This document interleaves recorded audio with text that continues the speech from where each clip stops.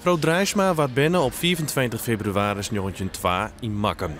Het grootste pad van de Libben werken ze in een wordenwinkel in Ljouwert. Zo'n 1993 wenden ze in het zwartcentrum de Hofwijk. Net sinds haar hege leeftijd geniet Gertruida Drijsma volop van het Libben. Ze mocht graag een borreltje en een sigaretje hebben en ging regelmatig te kuieren. Piet Polsma is tantesisser van vrouw Drijsma. Ze had een belangrijke rol in zijn leven spelen. Dat zij bij ons in huis inwonend was, dat was vanaf mijn geboorte, 34, nou dan weet je het wel, tot de jaren 60. Daarna is ze verhuisd naar Den Haag en daar kwamen we ook heel veel. En zelfs 1 jaar of 2 jaar in het verpleeghuis, bijna elke week. Dus, en hier kwamen we 1 keer in de maand. In zwartcentrum de Hofwijk beseffen ze hoe uniek het West had om de oudste inwoner van ons land te verzorgen. Nou, dat is heel bijzonder hè, voor een huis. Dat maakt het voor het net weer mooi.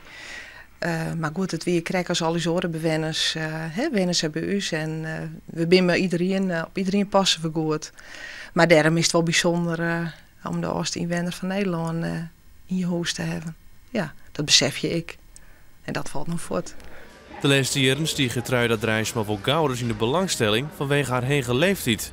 Ze vond alle aandacht prachtig. En Polsma hoe ze eigen weerswezen, maar wie ze wel heel sociaal. Ze ontving graag mensen. Ze kon er ook goed mee omgaan.